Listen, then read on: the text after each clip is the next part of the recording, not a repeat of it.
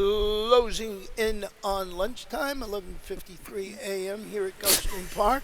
Good morning, we'll say, for me and Brian. Samantha's got the day off today, doing some additional work. And Brian, the one race we had today on the turf, she's off. You know, we have had a great run here of late with the weather. I mean, I can't even think of the last time we were off the turf.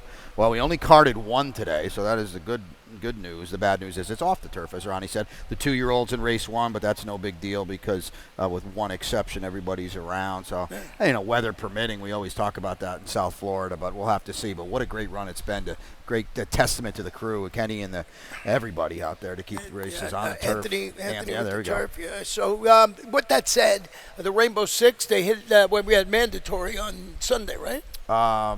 No, I think we're good, right? 75,000. 75,000. It was hit the other day. It was hit that's what it was. It was hit the other day. For 143, that's what it was. Yes, 143. Hit for 140. So $75,000, and that'll be races 4 through 9. And I'll have a ticket this afternoon. So, by the way, the train track is fast. Yeah. I mean, it's a beautiful day here. It's just that sure we is. had a lot of rain previous days, but so we're off that turf. But fast main track, of course, we got the all-weather Tapeta, and there you see it, $75,000 estimated pool.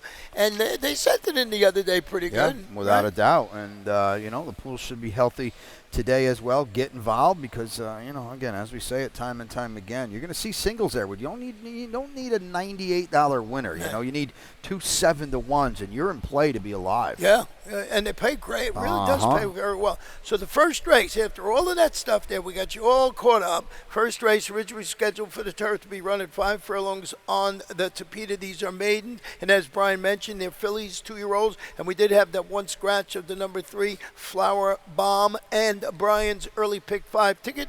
What'd you do, Brian? Yep, we'll take a look at it. $54. I had to whittle it down. I thought it was a difficult early pick 5 sequence. You can see the single in race 2, and that's Bravo Kitten. But other than Bravo Kitten, everything is pretty wide open to me.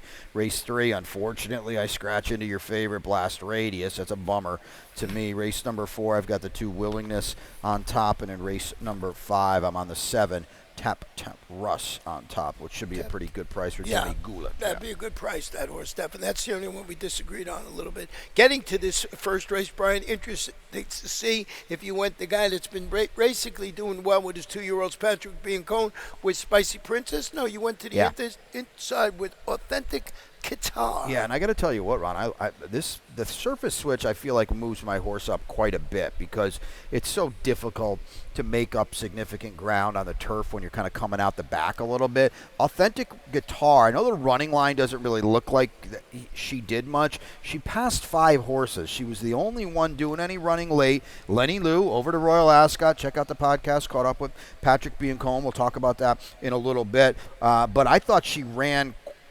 sneakily good in that spot, Ron, and I expect her to break better today with the race behind her, too. Well, it's very early in the wagering today. I thought Spicy Princess would open up as the odds-on choice just because of the work that Patrick Biancone is going to do, whether it was on the dirt, on the Tapeta, or on the grass. He's just been doing so well. It's a daughter of Tappet out of, unusual heat mare, so certainly bred to handle the main track or the Tapeta, which it is. But right now, a little cool on the board, Brian. The 7 on the outside is, what is it, Spinelli? Spinelli. I'll tell you what, Ronnie, if Spicy Princess is 7-1 at post time, she has 0 chance. Right. That would be a terrible sign. I can't ever remember seeing a Tappet this early in the year at Gulfstream Park. Spinelli on the outside, Orsino, Zayas, DJ Stable. That's why she's your morning line favorite, at least, and she looks snappy, too. And I think she gets flattered. Look at the May 17th Tapeta drill. That was pretty impressive. Well, you know what you always say, the buzz. Let's go look at that workout on back ring Buzz, who's taking all the early buzz here at 2-1. Carlos David, first-time starter here. He's 17%. Now, Carlos is just 7% turf. Out the window because I believe he's 28% Tapeta. That's a big deal for this horse as well. And on the outside, kind of well within herself here, the stablemate, or I shouldn't say stablemate, Evolution actually. Now it's not a stablemate, but that's a good horse for Arundel, excuse me. So back ring Buzz was on the chase there. Evolution's already won down here. Now, they're not stablemates in terms of owners, but that's a good drill there. If the money keeps showing, that's a positive sign as well. Yeah, I'm always good to follow the board. 2-year-olds, Yes. especially in the first race when you're putting that early pick 5 ticket together. We're going to flip the page. We've got a full field. These are a mile and the 16th on the Topita. They're claimers, fillies, 3-year-olds, or fillies and mares, 4-year-olds and up, which have never won 3 in life. No scratches, full field of 10.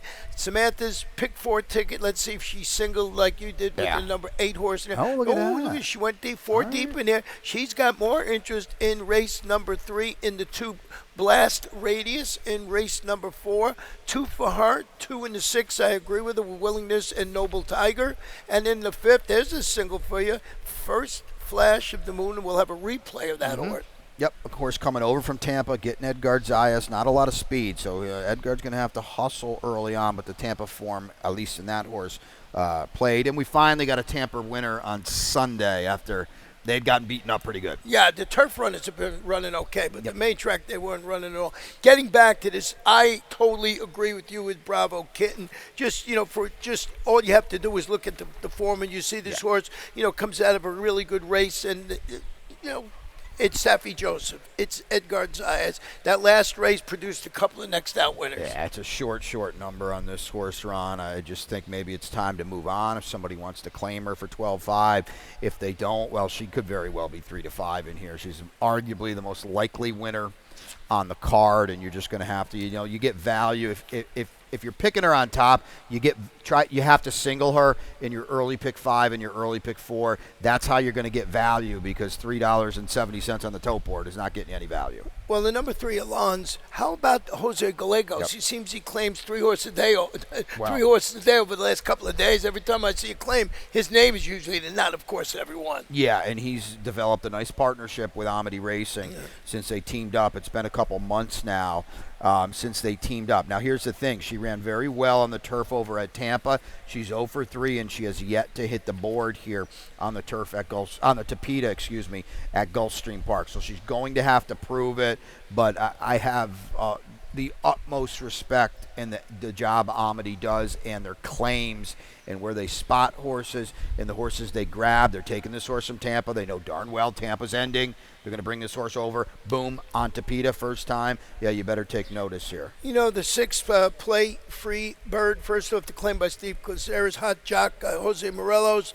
Runs okay, this horse. Sort of clinks up and grabs some. Yeah, the race last time was wildly slow. The race 2 back was a darn good effort. We'll see. Steve is not a guy that claims a lot of horses, so I think that's somewhat significant as well. We're going to the main track for race number 3. It's a mile. These are claimers. They're 3-year-olds or 4-year-olds and up, which you never won 3 in life. We're going to scratch. I guess this was your top pick in here, the 4 Gamekeeper. Yeah. That's what you were saying. Blast Radius, you would think now is probably the one to beat in here off that big maiden win, So we'll see how it goes. Oh, no, this one is, I got it confused. This first off the claim by Jose D'Angelo. I mean, Ron, for Safi, at 60 cents on the dollar, behind several in here, he's 4th, beaten 12 3/4 lengths. So I don't know. You're going to need Jose D'Angelo off the claim. You're going to need quite an about face, because the gang that just beat the heck out of him is back in here. And I'm going to tell you what, I had Mr. Scatter that day at a big number. Mr. Scatter came back last week or the week before and was dreadful. So, oh boy, be careful here. You mentioned Jose D'Angelo. First off, the claim is not his strong suit. It's funny you say that. We know Jose to be a guy in the low 20s, 20%. Ronnie's spot on with this, 14%. Not that it's bad at all. That's not the point he's making. You might have thought it was a little higher. You look at the number 1 horse in here, and that Secret Lover, to me, looks like it took the day off last time at 7/8 a mile. You go 2 back at this distance, good enough to get a shot in here. Yeah, the problem with Secret Lover, and I love that line, took the day off. The other problem with Secret Lover now is he sees the winner's circle and he runs the other way. Yeah. Because he is not a fan of winning horse races. So we'll have to see. Yeah, reverse. Exactly. Second. 2, 3, and 4 starts back. We'll see. But Ronnie's right. He's a player in here, to be sure. And you get Edgard Zayas, 2 for 28, the horse, not Edgard Zayas, Yeah. of course. Well, we'll take a short break. When we come back, we'll have my Rainbow 6 ticket with that $75,000 guesstimate.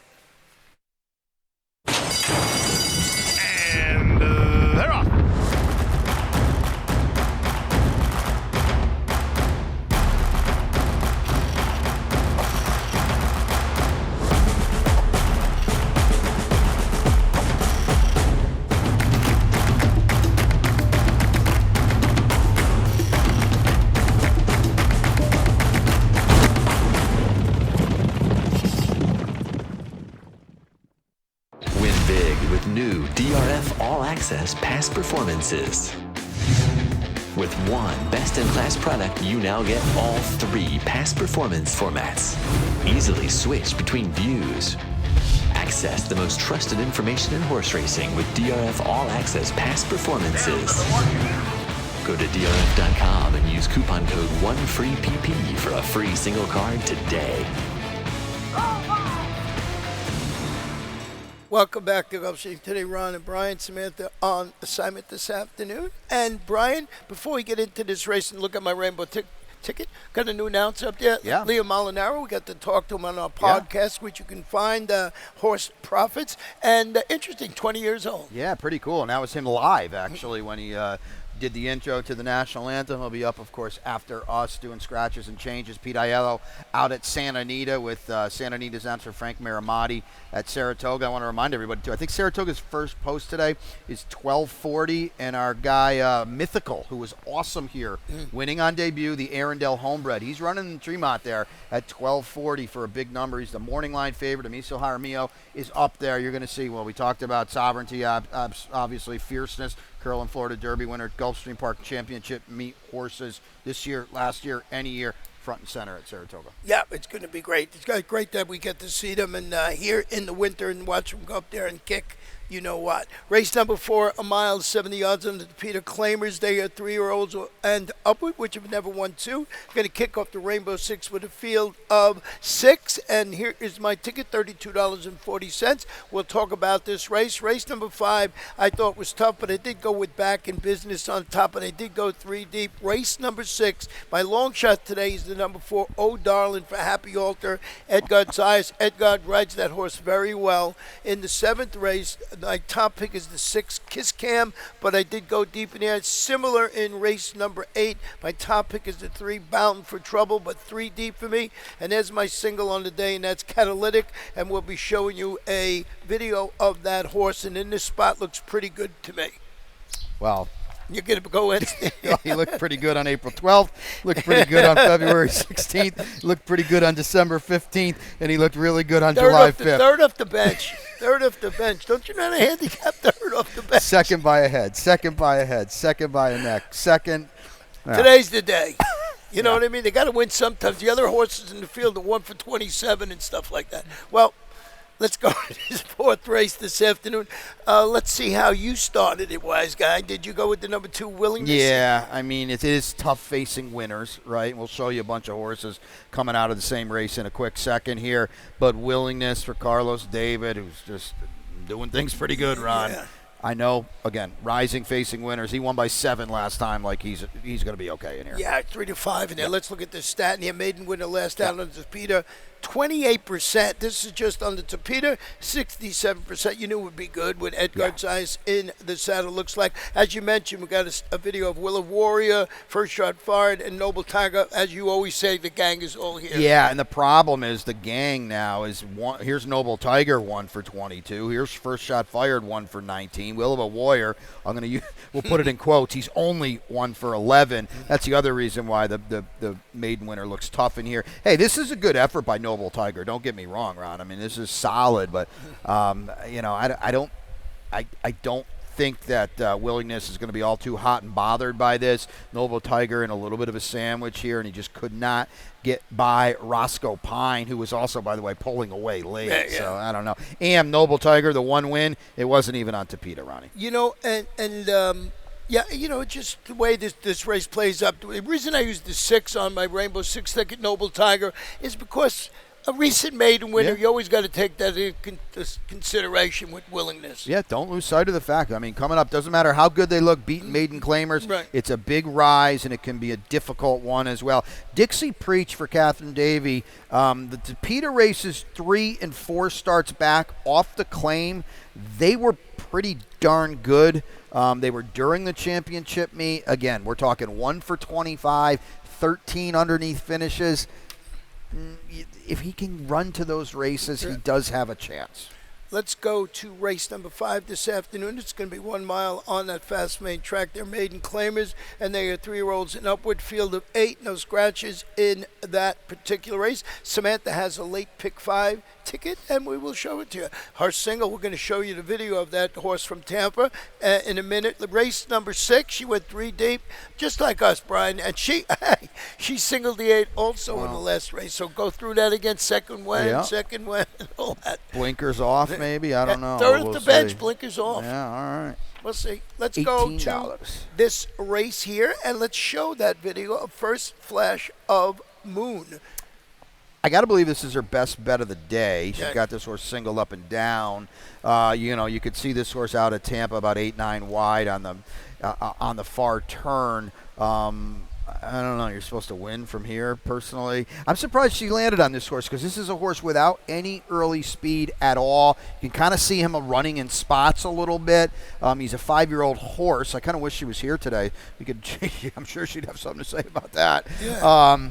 He's a player, don't get me wrong, and I love the fact that Pablo Torres is going to come over now and he's going to ask Edgar Zayas to ride, and Edgar's going to say, yes, I will. So that's a big deal, okay? No disrespect to any of these riders over at Tampa. Edgar is all class and is, sorry, but way better. Well, we had interest in this horse. Oh, absolutely. We both have it on the ticket. It's not that we're poo-pooing it, but single, maybe not. You did go with the number 7, Tap, Russ on top, and this is the one I think you can get a better price than you think. I think so, right? I mean, I would hope. I like the stretch out for this horse because this horse, theoretically at least, should be a little closer today, going from 5.5 to 8 furlongs, getting off the rail after breaking dead last, too. I'd like to see a little bit more aggression early on. The winner last time just ran off. It was an okay effort because it's the first time he kind of showed some signs of life. Jimmy Gulick had him over at the dirt to start his career. Then he routes him at Tampa on the turf. That's certainly not what he wants to do a mile. He's a taprit, too, out of a high cotton mare. That is, 2 turns or a whole heck of a lot longer than 5.5 furlongs. I went with the number 8 horse that you have in second and back in business since basically in Carlos David we trust. You look at that last race, third. Demontre Grass came back Sunday, ran third. I thought that horse had a chance to win. He moved up on the outside, and he pulled the old chandelier angle and finished third in that race. So back in business, very tepid on top for me. Yeah, I mean, he's your morning line favorite. I don't know if he's going to be that way. His form is fine. It's Carlos David. He's 24% with Miguel Vasquez. This horse doesn't have a lot of try in him in the lane, right? And they're going to bet him, deservedly so, because this is his kind of race. If you're playing a rainbow, you have to use him. It doesn't mean you have to run to the window on him either. The number 3 horse in there, Last Shall Be First. Just look, this horse, facing High Prince, flat cap. I think those horses would be 1 to 9 in here. Yeah, this is an interesting horse because he's got, big figures for this group. Right. And you look at him, 25, 50, 45, 58, 74. Well, this is a slow group. That last race run, if you're hard-headed and you're like a buyer guy, that's the race. Yeah. So Yeah, it's just that, I thought that he was keeping company with better. I agree. They're going to face in here today. The Tampa horse is unknown. We haven't seen them really come over here and light up fires, but certainly they're starting to run a little better. Now, second time Tampa horses, that's a whole different story. We're talking their first start here. And it's just something that you notice. It's no great handicapping secret or anything like that. It's just out there. We say it with Woodbine horses when they come down from the Tapeta to our Tapeta. In Tampa, listen, solid over there. This is the big leagues. You're going to have to wake up. Even in the summer. Race number 6 is going to be a sprint, 5.5 furlongs on the Tapeta. Claimers, fillies, and mares, 4-year-olds and upward. So no 3-year-olds in this one. Scratch the 6D of Matrona. And Brian has his late pick 4 ticket here. Let's see it. Yep, Via Matrona, that was my top pick. So I'm a little bummed about that. But the Walenskys are going to leave in the 7 drum roll. So take note of that. Best bet in race number 7, and that is the 8, Mean to Me. In race number 8, that is my long shot, and that is the 6, Out of Money for Team Mubarak. In race number 9, let's go 48, because Lord knows I'm not picking Catalytic. So the Thor on top for me. Well, let's start it off with my long shot in here, and that is number 4, Oh Darling. And I'll tell you why. First of all, I like the way Happy's horses run fresh, right? He's like 18%. But you look at this horse, every time Edgar Zayas rides, he's got 2 wins, never been off the board with this horse, coming back in a good spot. He's trying 62,500 optional claimers, going in for the $50,000. So I just think this horse, training okay. Edgar knows how to ride him. Yeah. I'm looking for a little bit of a price. Yeah. I don't know if I'm going to get it with the scratch, but 8-1, why not with Edgar? Yeah. The only thing I'm going to add is, because I do agree with everything you've said, her form seemed to tail off just a little bit. So we'll see. Maybe that's why Happy backed off. You know, she's worked pretty well, and I love the fact that Edgar gets aboard. And Ronnie said it perfectly. He's got a good track record with his daughter of Uncaptured. Yeah, and he's got like almost a $4 or something like that ROI. Now, we do have Water and Royally Blue in here, and you got a video you want to show of Water and Royally Blue. Well, Warda thumped him last time, and this is a much, much better group. Coco Barrio was so live off the long layoff, and for Carlos Perez, and Warda in a really, Ron, fast race for the level. What a good claim by Jen Young and Powder Pop, because they claimed her for a 17.5 out of a 2L, and this is a big rise last time, and she wins. I love the job that Pete does, Pete Powder Pop. I bet you Pete can play some good poker, because he claims for 17.5. He wins the 1X, and now, you know what? You want to claim me for 40, you go right ahead, but I'm out and then some, and I'm probably going to win today, too. I scratch into this horse. The rail is what worries me. Yeah, the rail inside. What about the number 2 horse in here, Road Town? This one for Jose Gallego. It's taking a big drop, too, from that $62,500 level on the turf. Old Road Town. Remember how good she was for Brian Lynch, winning on everything. Turf, dirt, Tapeta, it doesn't matter. We're going to find out a lot more about Road Town today, because it looks like she's lost the fastball, right? She's more of a junk baller now. You know, I would just want to touch a little bit on the horse, the drum roll that stayed in for Sam Walensky. This horse has a big shot for me. Yes. You know, I thought faced tougher on the turf. They're going to put blinkers on, and you know, the old one, had 2 in there. Why run them? Took one out, leaves drum roll in. Okay, this horse I think fits nicely with this group. They claimed it for a quarter, 2 back. I love the work these guys do. And, Diamatrona was a 2-turn horse. Drum roll is all sprint.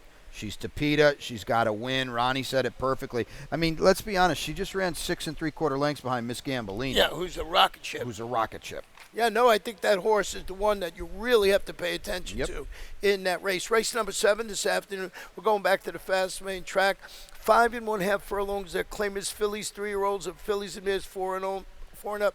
Never won 2. Scratch the 7 area code 501. Brian, you want to start it off with the video of old Kiss Cam, Cajun Anthem, and For the Thrill. So 3 of them are coming out of this race, and Kiss Cam, this is on May 9th. So Kiss Cam was 2nd, For the Thrill was 3rd. The problem is the winner won by 9 lengths. And what happened is, I think Cajun Anthem, who we'll see, is it tomorrow or maybe it's Sunday? Kiss Cam really didn't do any running, because here's its only words for Powder Pop, just running off the screen by 9. Kiss Cam kind of took advantage of what the one was doing, and that was what she was doing, was getting completely fried, okay? Right. So that's what she was doing. For the Thrill did not do any running at all. So I think, Samantha pulled this up, I think we all want to be a little careful of those horses coming out of that race.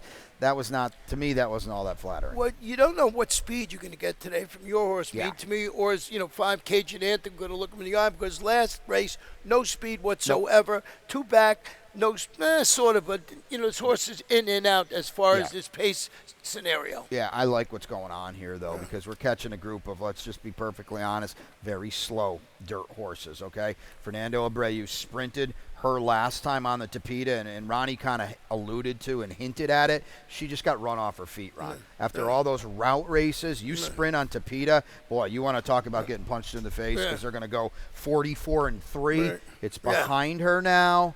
I know the scratch is going to hurt the price, but she's my best bet of the day. Oh, really? Yeah, oh, fantastic. And I didn't know that. Hey, real quietly, too, the 10-pound apprentice, Louis Fuenmayer, has done some good work of late. And if you go further on during the week, he's picking up a lot of mounts. But all the apprentices are starting to get the Yober Taurus up to 4 wins. Yeah, so they're doing good. So, best bet for Brian. All right.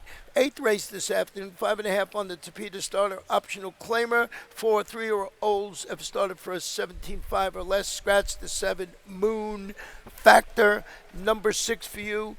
Out of money, and it's sort of what we are by Sunday every week. We'll have to hope not, but we'll have to see. Brian's been going good. So. First time gelding. This is my long shot, and this is a long shot, Ron. This horse did not fire way over his head last time in an optional claimer with older horses. Now, these are just 3-year-olds today.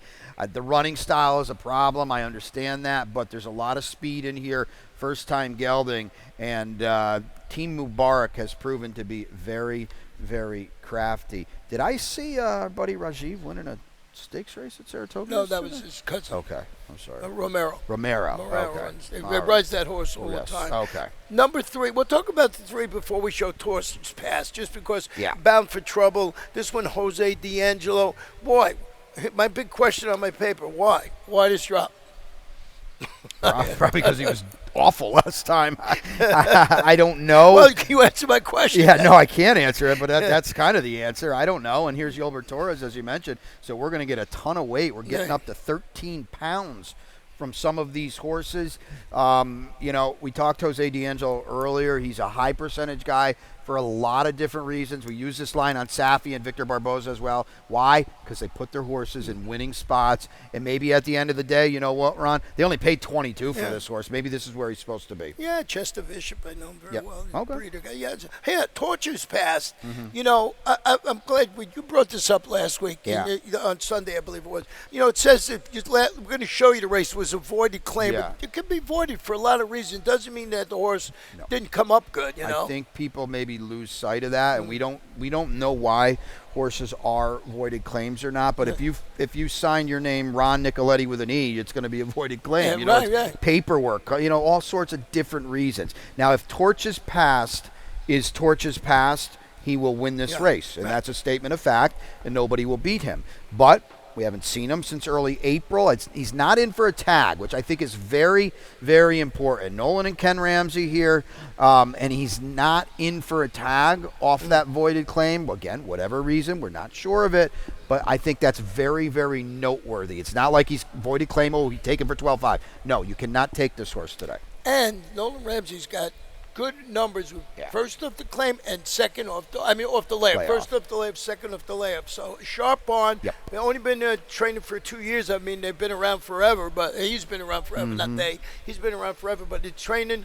Took out his training license 2 years ago, and he does an excellent job. That's Torches Pass. Now the 9th race, ninth race, excuse me. I don't want to talk about the 9th because he poo-pooed some antonized singles in here. 1 mile allowance optional claimer for 3-year-olds and upward. Scratch the 1 awesome train. Scratch the number 7 horse in here, El Tim Madden, and we got a jockey on the number 5 horse. 5 Eyes on Sky Stars. Oof. Say that, Liam's going to be calling that one today. Take it away with the 4 because, let's show the video of the 4 and the 8 catalytic. Well, no, this is going to be, we can show catalytic because the race goes through him. He's your topic. It's catalytic and who's the king. Oh, who's the king? Yeah. And this is Princetown running off for Bill Mott and the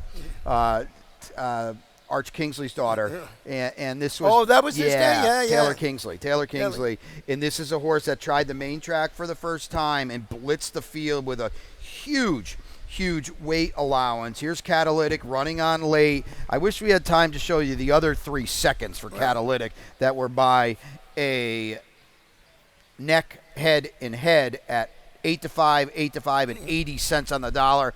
That was on 80 cents on the dollar. He will be a short number again today. We say this every time he's in your racing form. The race goes through him, It does again today. Yeah, I'm not denying that. No, but, using the angles that I use, third off the bench, taking the blinkers off, maybe they're realizing we need to do something here to get this horse in the winner's circle. You did go with the 4, the Thor, the Chilean bred, Amador Sanchez. Pray tell why. Well, Amador's going again. We know that, right? He's been winning races. Just draw a line through the Ghost Sapper. He can't play with White Barrio, let alone even the Philly Power Squeeze or Tuscan Sky, for that matter. I'm concentrating on the race 2 starts back at this one-turn mile. The winner that day, Tennessee Lamb, went back up to Keeneland and won the Ben Ali, the stakes race up there for older horses. The Thor had run well in his previous 2 starts, too. If we can rebound from the thumping in the Ghost Sapper, he has a huge chance in here, and he'll be a much better price than Catalytic. I think he might be the favorite. I can't see that because of... Just for what you said, I'm looking back, and who he faced and everything there. He's got a good shot. I mean, I might have missed him putting him fourth, but it's a good chance that he can. So anything else, Brian, before we go to the lightning round? Well, Lasso's in here for Delgado and Arundel again. They're coming up at 12:40. We got a stat. We got a stat on that? Yeah. Let's check that out then. Good. Because this is a horse, listen, 31% sprinter route, so that's a big number. He was game in winning last time with a huge figure. I think this stretches his rubber band a little thin, but it is a one-turn mile. That's a big ROI for absolutely potent trainer. So, food for thought, because he will be a square price today. Yeah, I mean, he's going for his 3rd consecutive victory and good connections, as Brian's mentioned, good stats. So we'll see how it plays out. Interesting final race. Now, as we do each and every Thursday when we come back, we have our lightning round, and we started off with, I believe, everybody's record. How they're doing. The standings, exactly. And now that Edgar Zayas and Safi Joseph Jr. are back on top, and here's Edgar. He's threatening to run away a little bit. Amisio's up at Saratoga today. Want to wish them the best of luck. And then there's a big gap. Jose Morelos, Edwin, Lionel. So they'll fight it out for the podium, those 3 guys. Yeah, I would say Jose Morelos is the biggest surprise of the whole summer. I think it's a great story, and I agree with wholeheartedly. Ronnie's been delivering on a day in and a day out basis. Well, they were close, the trainers. It was 16, 16, 16. Then all of a sudden, look at this. Jose D'Angelo, Safi up there at 22. And Safi had that one good day where he had a couple of bombs. Was that Saturday, I believe it was? Where he had a couple of horses with the double paid like $1,000. Prices, Joe Orsino's the one to talk about here, because he's obviously not throwing the numbers out there that the other guys are. So for him to be up there with 12 wins on a very high percentage is kudos to him and the team. Yeah, very good. Safi, of course. Then we got the horse profits. We had such fun doing our news, a 3rd podcast. It was fun, and it's out there all over the place, and we tweeted it out there as well. About 22 or so minutes. Samantha caught up with Safi Joseph Jr., of course, White Barrio tomorrow, Saturday at Saratoga in the Met Mile against the Curlin Florida Derby winner of last year. Fierceness, you caught up with Liam Molinaro, you're gonna hear from in a second. He's gonna be calling the races all weekend long. I caught up with Patrick Biancone. Lenny Lou's going out to Royal Ascot, and then of course we talked some. I almost said Travers. We don't want to jump the gun. We talked some Belmont at Saratoga. Yeah. Brian and I, for some reason, you'll see it on the podcast, came up with the same 3 horses in the same order. So we'll see how it is. We get the watch party, right? Yeah, that's always fun. 10 palms. You can see there's 7. The plus means there's obviously several different ways you can go up there. That's always very, very well received. We've got a strong double 3-year-old turf card, stakes card on Saturday. Good races. We talked about two on the podcast. Oh, that's right. We got that. That was the Martha Washington and the Not Surprising. So there's a lot of fun here. And again, as we do with these Triple Crown races here at Gulfstream Park, we'll belly you right up to the Belmont. Yeah. What's your best bet today? Best bet is, I don't know, maybe it's a bold one, but it's trying the dirt here with Mean to Me in race 7. I think you got onto something with that horse. My best bet you hate, and it is in race number 9. It is the 8 Catalytic. And then in the long shots, you got a pretty nice one. Yeah, right next race. In race number 8, it's the 6 Out of Money at 10-1, at least on the morning line. Mine is, I believe, 8-1, and it's all happy all. There we go. Oh, darling, coming off the bench with Edgar in the saddle. That's it for us. As Brian mentioned, we're going to turn it over to our new track announcer this week and see how he does. Looking forward to that. Liam, take it away. Scratches and changes. Ronnie and I all day here for you on this 9-pack.